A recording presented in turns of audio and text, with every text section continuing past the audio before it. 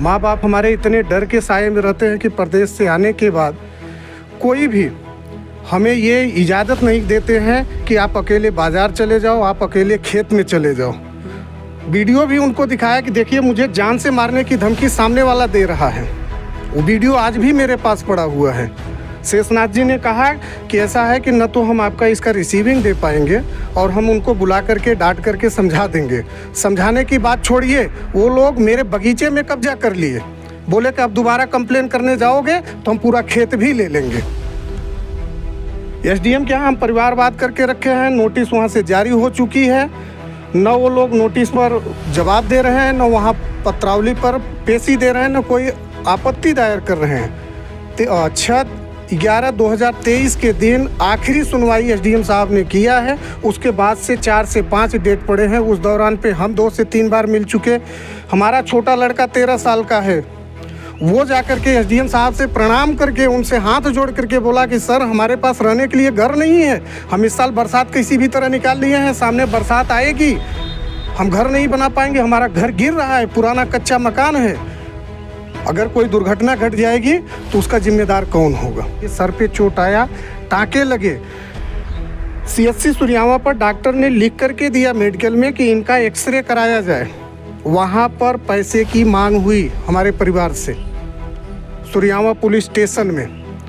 हम पैसे देने में असमर्थ थे, नहीं दिए, उनका नहीं हुआ। उसके बाद वो पढ़े लिखे नहीं हैं। पुलिस ने विवेचना के समय झूठी रिपोर्ट लगा दी कि हमारे सर में चोट आई थी, डॉक्टर ने लिखा था, लेकिन हमें कोई तकलीफ नहीं है, इसलिए हमने एक्सरे नहीं कराया। वो महामहिम राष्ट्रपति को जो आपने पत्र लिखा है उसमें क्या कुछ मांग है और क्या कुछ पीड़ा आपने लिखा? हमने यही लिखा है, जो हमारे पास डॉक्यूमेंट थे हमने उसके आधार पे पिछले 2 साल 3 साल का हमने डॉक्यूमेंट उठाया है, जो शिकायत पत्र दिया है वो दिखाया है कि हमने इतने इतने दिन पे इतने फला तारीख को हमने कंप्लेन किया, शासन प्रशासन द्वारा कोई कार्रवाई नहीं हुई है। अब हमारे पास रहने के लिए घर नहीं है, या तो हमारे पिताजी के हिस्से की जो ज़मीन है उसे बांट करके उनको एक तरफ कर दिया जाए, और या फिर उनको बेदखल ही कर दिया जाए, हम कहीं दूसरी जगह चले जाएं। अगर उनका है तो दिया जाए, नहीं है तो स्पष्ट ढंग से शासन से बोल दिया जाए कि उनका नहीं है, हम लोग कहीं दूसरी जगह चले जाएंगे। लेकिन यहाँ अब घुट घुट करके मरना, उससे अच्छा है कि मुझे महामहिम राष्ट्रपति महोदय जी हमें सपरिवार आत्महत्या करने की इजाज़त दे दें, हम आत्महत्या कर लेंगे। हमें समझ लेंगे कि इस देश में लोकतंत्र नहीं है, यहाँ सिर्फ और सिर्फ उन लोगों की सुनवाई होती है जिनकी पहुंच ऊंचे नेताओं तक, ऊंचे अधिकारियों तक है। आए उसमें वो सब कागज़ लग करके आए, तब देखा गया। अच्छा ये बताइए, ये कह भी दे तो आपको एक्सरे कराने में आपको डॉक्टर ने हिदायत दिया था? एक आखिरी सवाल, ये बहुत बड़ी चीटिंग है। देखिए, आपको क्या लगता है इसमें पुलिस प्रशासन और राजस्व का तो यहाँ भदोही में बात ही नहीं करना, वहाँ तो सिर्फ बेईमानी होती है।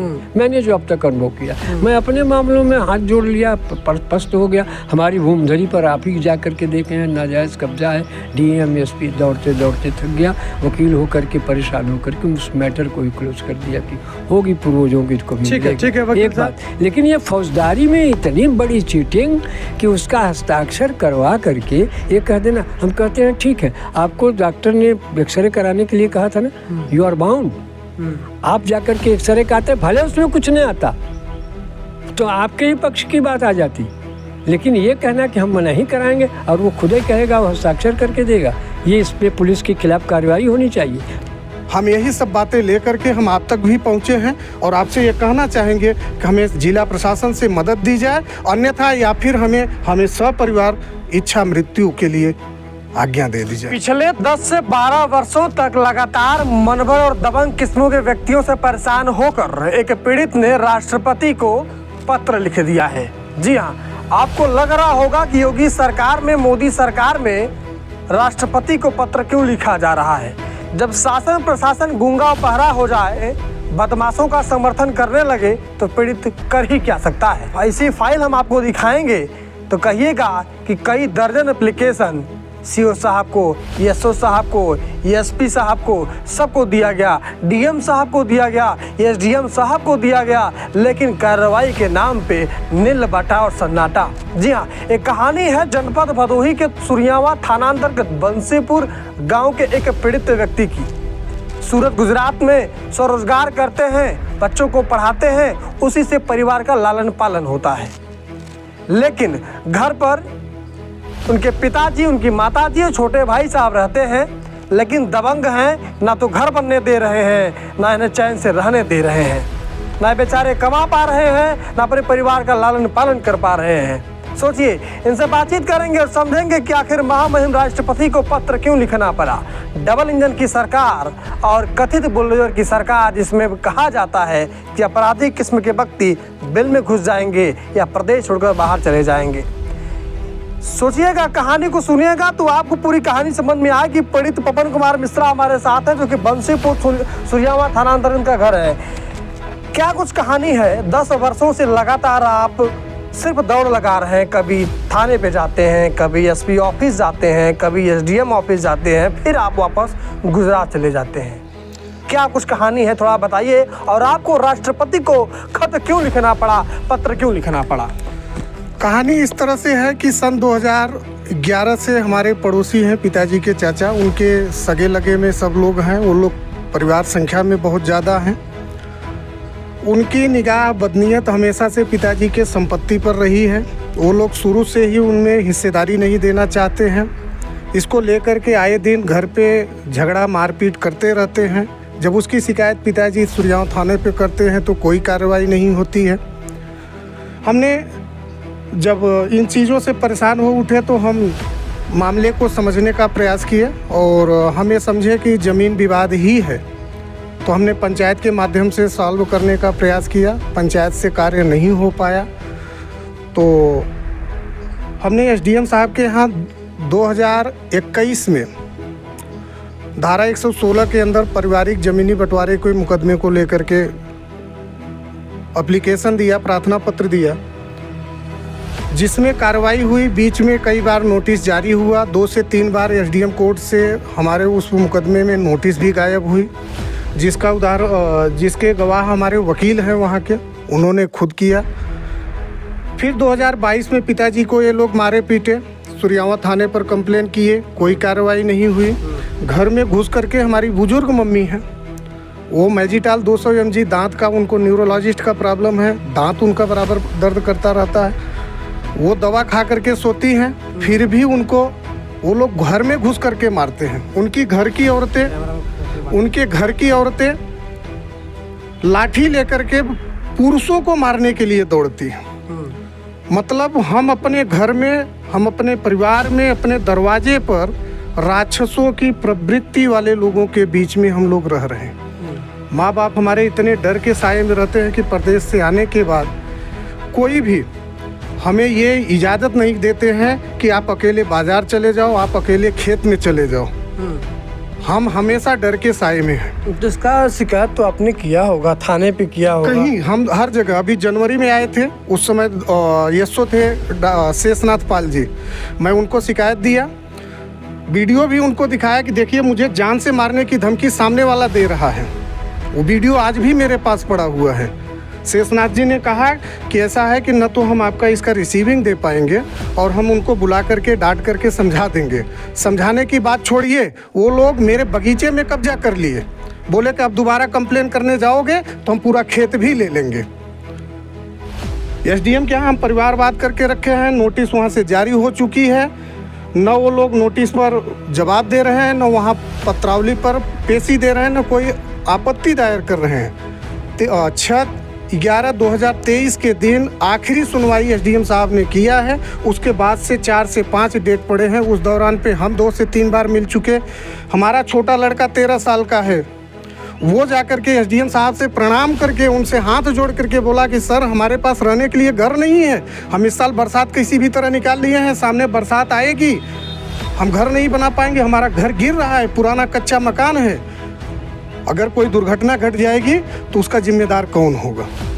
हम यही सब बातें लेकर के हम आप तक भी पहुँचे हैं और आपसे ये कहना चाहेंगे कि हमें जिला प्रशासन से मदद दी जाए, अन्यथा या फिर हमें सपरिवार इच्छा मृत्यु के लिए आज्ञा दे दी जाए। कितनी बार आपने राजस्व विभाग के अधिकारियों को या फिर जिला प्रशासन के अधिकारियों को एप्लीकेशन दिया होगा, कोई आंकड़ा है आपके पास? नहीं, कोई आंकड़ा नहीं है। हर महीने में मैं समझता हूँ थाना सुरियावा से लेकर के एसडीएम महोदय से लेकर के जिलाधिकारी महोदय तक लेकर के हमने कम से कम हर महीने में 2 से 3 एप्लीकेशन दिया है। थाना दिवस लगता है, थाना दिवस, तहसील दिवस और डीएम साहब खुद जनता दरबार लगाते हैं, कोई सुनवाई कार्यवाही नहीं हो रही है। कागज उनके सामने पेश होगा, निचले स्तर पे कोई कार्रवाई नहीं होगी। हम मिलेंगे, जांच कर रहे हैं, बस यही आश्वासन है। तो ये कहीं ना कहीं बड़ी घटना को दावत दिया जा रहा है फिर? अब ये तो शासन प्रशासन ही बता सकती है। फिलहाल मेरे परिवार के सामने कोई रास्ता नहीं बचा है। हमारे पास रहने के लिए घर नहीं है, हम विवश हैं कच्चे मकान में रहने के लिए, जहाँ रोज सांप बिच्छी निकलते हैं। कल कोई सांप अगर किसी को डस लिया तब क्या होगा? आपका पूरा विवाद जमीन से जुड़ा है और जमीन बंटवारे को लेके है। आप मकान नहीं बनवा पा रहे हैं और उसी को लेके मारपीट हमेशा होती रहती है। आपने दावा किया, आपके पास जो वीडियो फोटोज है उसमें दावा किया जा रहा है कि आपके पिताजी के ऊपर आत्मघाती या जानलेवा हमला हुआ है। हाँ। इस पर क्या कुछ कहिएगा? 2020 में दरवाजे पर घास था, वहीं एक दिन पहले सांप निकला। बच्चे खेलते थे तो हम सोचे कि वो घास साफ कर देते हैं, साफ सुफ रहेगा तो यहाँ कोई जानवर नहीं रहेगा। उसको ले करके जब हम घास साफ करने लगे तो हमारे पड़ोसी थे बैकुंठनाथ मिश्रा, उनके पुत्र थे सूर्य प्रकाश मिश्रा, राहुल मिश्रा, रोहित मिश्रा, एक रायबद्ध होकर के हमारे ऊपर हमला किए। हमारे घर पर चढ़ करके लाठी डंडे से पीटे, पिताजी के सर पर फावड़े से मारा, उनके सर पे कई टाँके आए। मेडिकल हुआ, उस पर एनसीआर धारा 323 और 504 जो सामान्य होता है झगड़े में उसमें हुआ, जबकि वहाँ पे एफआईआर 307 में दर्ज होना चाहिए। सर पे चोट आया, टाँके लगे। सीएचसी सुरियावा पर डॉक्टर ने लिख करके दिया मेडिकल में कि इनका एक्सरे कराया जाए।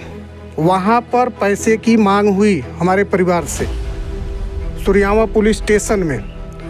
हम पैसे देने में असमर्थ थे, नहीं दिए, उनका नहीं हुआ। उसके बाद वो पढ़े लिखे नहीं हैं। पुलिस ने विवेचना के समय झूठी रिपोर्ट लगा दी कि हमारे सर में चोट आई थी, डॉक्टर ने लिखा था, लेकिन हमें कोई तकलीफ नहीं है इसलिए हमने एक्सरे नहीं कराया। बावजूद उसके हम 5 से 6 महीने उनका इलाज कराए। हम प्रदेश हैं, अगर हम यहाँ रह करके मुकदमे की पैरवी करेंगे, दौड़ेंगे, तो हम परिवार को खिला कहाँ से पाएंगे? ऐसा भी तो हो सकता है कि पारिवारिक झगड़े में आप द्वेषपूर्ण तरीके से, अगर अधिकारी इस चीज़ को देखे कि अगर आप द्वेषपूर्ण तरीके से उन्हें फंसाना चाहते हैं तो फिर आप क्या जवाब देंगे? अगर ऐसा है तो आप जांच करिए, दूध का दूध और पानी का पानी हो जाएगा। महामहिम राष्ट्रपति को जो आपने पत्र लिखा है उसमें क्या कुछ मांग है और क्या कुछ पीड़ा आपने लिखा उसमें? हमने यही लिखा है, जो हमारे पास डॉक्यूमेंट थे हमने उसके आधार पे पिछले 2 साल 3 साल का हमने डॉक्यूमेंट उठाया है। जो शिकायत पत्र दिया है वो दिखाया है कि हमने इतने इतने दिन पे इतने फला तारीख को हमने कंप्लेन किया, शासन प्रशासन द्वारा कोई कार्रवाई नहीं हुई है। अब हमारे पास रहने के लिए घर नहीं है, या तो हमारे पिताजी के हिस्से की जो ज़मीन है उसे बांट करके उनको एक तरफ कर दिया जाए और या फिर उनको बेदखल ही कर दिया जाए, हम कहीं दूसरी जगह चले जाएं। अगर उनका है तो दिया जाए, नहीं है तो स्पष्ट ढंग से शासन से बोल दिया जाए कि उनका नहीं है, हम लोग कहीं दूसरी जगह चले जाएंगे। लेकिन यहाँ अब घुट घुट करके मरना उससे अच्छा है कि मुझे महामहिम राष्ट्रपति महोदय जी हमें सपरिवार आत्महत्या करने की इजाज़त दे दें। हम आत्महत्या कर लेंगे, हमें समझ लेंगे कि इस देश में लोकतंत्र नहीं है। यहाँ सिर्फ और सिर्फ उन लोगों की सुनवाई होती है जिनकी पहुंच ऊंचे नेताओं तक, ऊंचे अधिकारियों तक है। उत्तर प्रदेश में योगी सरकार है और कहा जाता है कि योगी सरकार सभी के साथ अन्याय करती है। आपको जिला प्रशासन पर कोई उम्मीद नहीं है, विश्वास नहीं है कि न्याय मिलेगा? अगर उम्मीद है तो हमारे साथ करे तब हम जाने उसको। अगर ऐसा है योगी सरकार और मोदी सरकार इस तरह का न्याय कर रही है, आपके मुंह से मैं सुन रहा हूँ, मैं तो जब पिछले 10 साल से प्रताड़ित हो रहा हूँ, तो मेरे साथ अगर ऐसा हो तब मैं उस चीज़ को जानूं कि हाँ योगी सरकार में, मोदी सरकार में न्याय हो रहा है। मैं आपको सारे वीडियो दे देता हूँ, सारे डॉक्यूमेंट दे देता हूँ। एसडीएम के यहाँ जो है पिछले जब 18 तारीख को मैं आया हूँ, सूरत से यहाँ आया हूँ, 18 तारीख से मैं 3 दफ़ा एसडीएम महोदय से मिल चुका हूँ। एसडीएम साहब क्यों नहीं काम कर रहे हैं? हम आपको वो पत्र भी, उनका जो आखिरी सुनवाई 6/11/2023 में जो आखिरी सुनवाई किए हैं वो पत्रावली हम आपको दे रहे हैं। उन्होंने क्या आदेश दिया है, 4 महीने में कोई कार्रवाई नहीं, जबकि सामने वाला विपक्ष न तो हाजिर हो रहा है, न आपत्ति दाखिल कर रहा है, कुछ नहीं। उनको आखिरी मौका दिए हुए आपको 4 महीना हो गया। यहाँ परिवार बिना घर का जी रहा है, उनके लिए कोई साधन नहीं है, कोई सुविधा नहीं है। इसलिए अब हम यही आपके माध्यम से कहना चाहेंगे, या तो मुझे न्याय दो या सपरिवार मुझे आत्महत्या करने की इजाज़त दे दीजिए। या तो मुझे न्याय दीजिए, या तो मुझे न्याय दो, या फिर हमें सपरिवार आत्महत्या करने का अधिकार दे दीजिए। ये कोई सामान्य बात नहीं है। आत्महत्या करना या आत्महत्या करने जैसी बात करना, ये आदमी तब कहता है जब सभी जगह से हार जाता है। इस पूरे मामले को वरिष्ठ अधिवक्ता डॉक्टर कृष्णावतार त्रिपाठी राही जी ने पढ़ा और इस मामले में क्या कुछ हो सकता है, क्योंकि पीड़ित द्वारा लगातार जिला प्रशासन पर भी सवाल खड़ा किया गया, राजस्व विभाग पर सवाल खड़ा किया गया, दशकों तक लटकाया गया मामले को, और क्या कुछ कार्रवाई हो सकती है और पीड़ित के साथ क्या कुछ न्याय हो सकता है, इस पर समझेंगे। वकील साहब, क्या कुछ कहिएगा? इस पूरे मामले को आपने पढ़ा देखा, क्या कुछ कहानी है इसमें? इसमें इनका मुख्य झगड़ा जो शुरू हुआ वो पारिवारिक बंटवारे को लेकर के हुआ।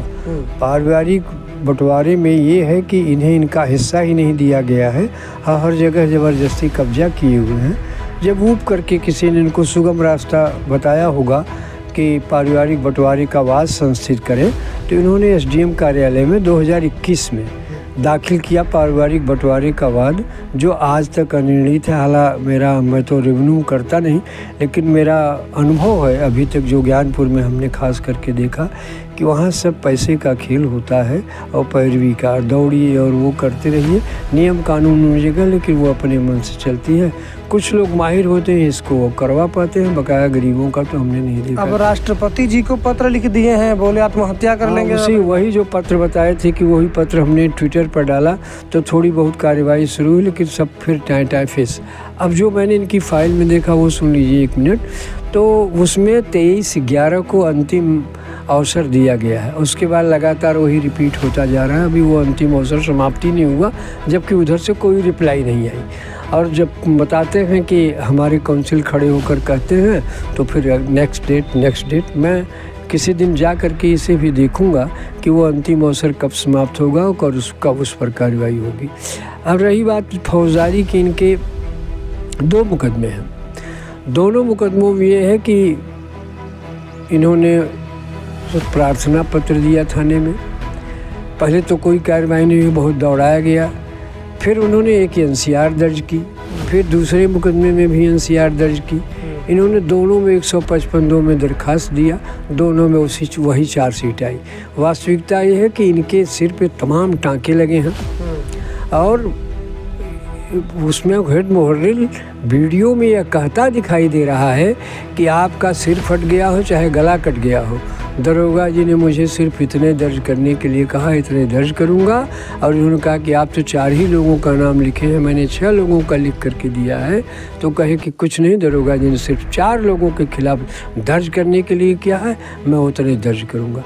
अब स्थिति ये है कि ऐसे आ जा रहे हैं, तारीखें पड़ रही हैं, कुछ होने जाने वाला नहीं। ताज्जुब तो ये है कि उस सब मारपीट की, फरसे से मारा गया सिर पे 307 दर्ज होना चाहिए। अरे भाई, सिर्फ फरसे पर लगा, फरसा सिर पे लगा तो मर भी सकते थे, तब तो 302 हो जाता। वो तब की बात अलग है। और ये बड़ा आश्चर्य लगता है कि वो दीवान बड़े स्पष्ट रूप से कह रहा है हेड मुहर्रिर कि दरोगा जी ने मुझे इतनी ही हिदायत दी है, मैं इतना ही करूँगा। माने हमारा कोई सिर काट ले, सिर फोड़ दे, हाथ काट ले, पैर काट ले, दरोगा जी ने जो कहा है 323, और जो लोगों को छोड़ना चाहा है उनको कह दिया कि उनके खिलाफ मत दर्ज करिए। तो वो यह स्वयं एक ये पुलिस का अपराध है। वो किसी भी फरियादी की पूरी बात न लिखना, आप लिखिए और उसके बाद विवेचना कीजिए, विवेचना करिए। वो तथ्य नहीं पाए जाते हैं जो उसने कहा है तो उसके खिलाफ फाइनल रिपोर्ट लगाइए, ये उसके खिलाफ कार्रवाई कीजिए, तमाम चीज़ें हैं, एक्सपंज कर दीजिए केस, लेकिन लिखिए ही नहीं।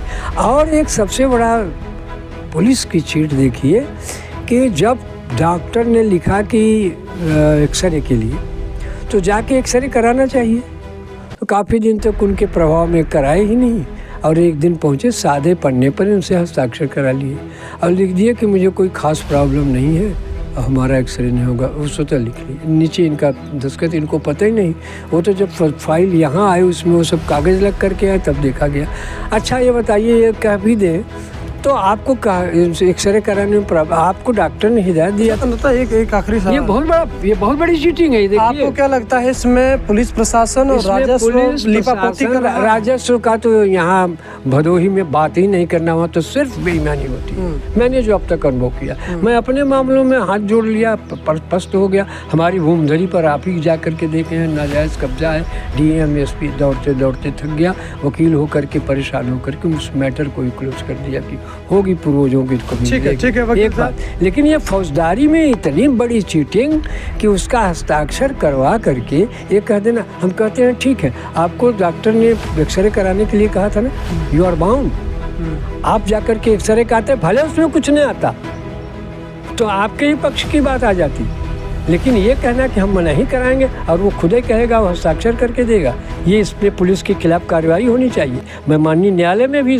अभी आज ही मैंने इनकी फाइल को देखा है, और जब कभी अदालत में अपीयर हुआ और आज वकालतनामा इन्होंने दे दिया है मुझे, खुलेगी कोर्ट तो मैं कचहरी में इनकी इस पर उपस्थित होकर इस बात को उठाऊँगा कि ज़रा सा देखिए इस फाइल को।